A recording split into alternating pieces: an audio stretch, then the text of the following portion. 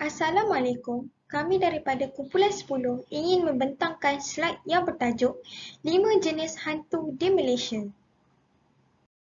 Ahli kumpulan kami terdiri daripada 5 orang, iaitu Aina Fahana dan saya Siti Sarah, Nur Fadila, Nurul Aini dan Nur Sazliana.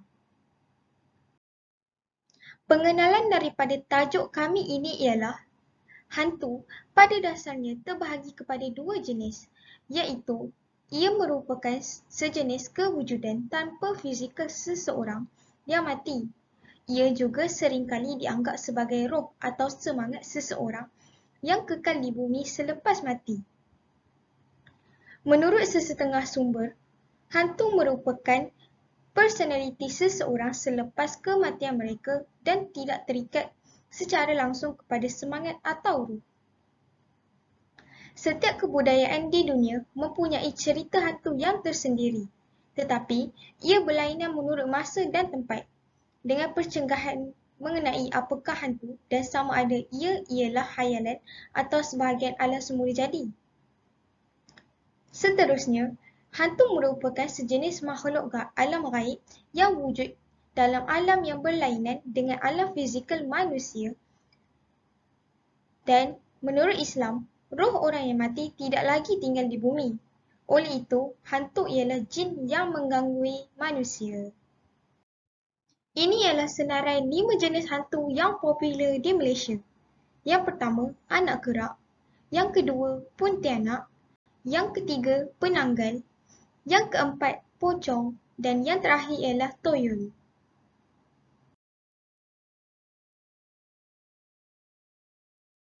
Anak kerak berasal dari janin atau bayi di dalam kandungan yang dibunuh sebelum dilahirkan.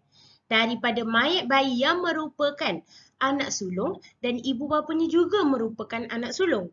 Dilahirkan pada hari Selasa dan dibunuh dalam lingkungan umur 6 hingga 7 bulan dalam kandungan. Mereka dikecutkan oleh bomoh bagi tujuan amalan, perubatan dan kejahatan.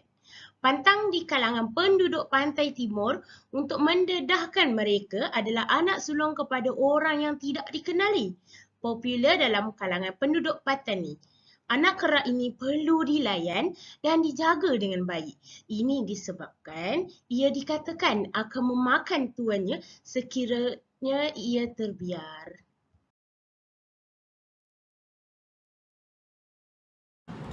Pontianak ini berasal daripada perempuan yang mati ketika mengandungkan atau menghamilkan anaknya. Ia merupakan seekor jin yang suka menakut-nakutkan manusia. Pontianak selalu muncul dengan wangian bunga kemboja. Orang Jawa dulu percaya apabila seseorang ingin selamat daripada pontianak, mesti bawa benda tajam seperti paku dan memakunya di belakang leher pontianak itu. Pontianak ini suka mengganggu orang-orang yang dalam kesunyian. Cerita ini wujud adalah kerana untuk mengelakkan gadis-gadis daripada berjalan seorang diri di tempat yang sunyi bagi tujuan keselamatannya.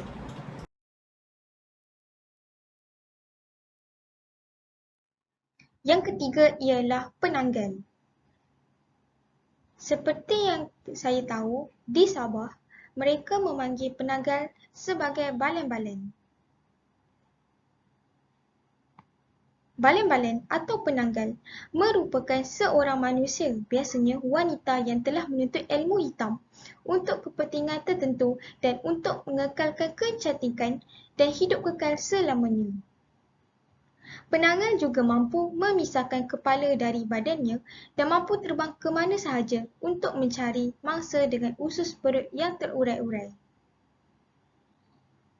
Darah yang menitis dari usus perut mereka dikatakan mempunyai kudis. Yang seterusnya, mereka yang mempunyai ilmu hitam dipercayai menyimpan cuka dalam tempayan dan digunakan untuk memeram usus perut agar menjadi kecut sebelum bercantum kembali ke dalam badannya.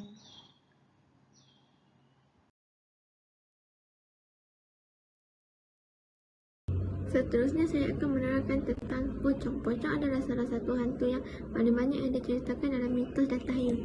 Hantu ini berupa mayat atau bungkus dalam kain kafan.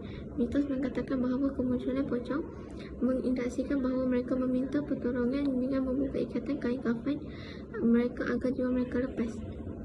Pocong digambarkan memiliki wajah yang hitam dan mata yang merah, wajahnya rata dengan mata yang berongga. Pocong ini dijadikan sebagai pelaris bagi orang yang berniaga. Akhir sekali, pocong bukan sahaja boleh melompat, tetapi ia juga boleh terbang. Seterusnya saya serahkan kepada Nufadila. Seterusnya ialah toyol. Toyol ialah sejenis hantu yang mempunyai tubuh yang kecil, kepalanya yang botak dan juga mempunyai kemampuan dalam mencuri duit. Kebolehan toyol mencuri duit tidak terlepas dari adanya manusia yang ingin memanfaatkannya sebagai jalan pintas untuk cepat kaya. Pada zaman sekarang ni, toyol banyak digunakan sebab sifat dengki, macam contoh, dengki dengan peniaga yang ramai pelanggan. Kemudian, mereka menghantar toyol untuk mencuri duit keuntungan peniaga tersebut. Toyol juga dipercayai tinggal dalam patung bayi kecil. Ia akan hidup jika dibangunkan dan keluar jika dijemput menggunakan darah manusia yang segar. Maksudnya, kadang-kadang orang yang membela toyol ni, mereka mesti mengobarkan darahnya sendiri untuk memberi makan kepada toyol tersebut. Menurut Islam, asal-usul toyol diketahui merupakan hasil penemuan Azazil, putera iblis yang sangat sikap dalam hal penyelidikan. Azazil dengan memanfaatkannya, penjelasan Al-Quran telah berjaya mencipta toyol sebagai anak buah barunya. Bagi mereka yang lupa pada Tuhannya sendiri, tentu akan sangat terliur pada kemampuan si toyol ini dalam mencuri duit. Dengan bantuan ini, ia dijamin akan bebas dari hutang dan cepat kaya.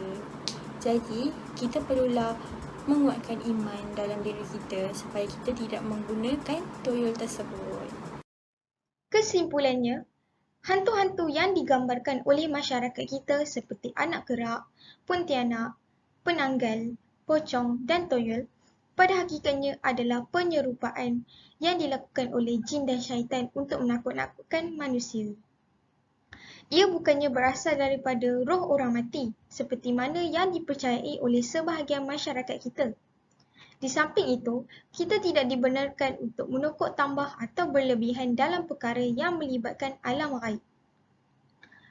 Jadi, berhentilah mempercayai khurafat atau tahyul yang sering berlegar di dalam masyarakat. Semoga Allah memelihara akidah kita daripada dicemari syirik dan khurafat.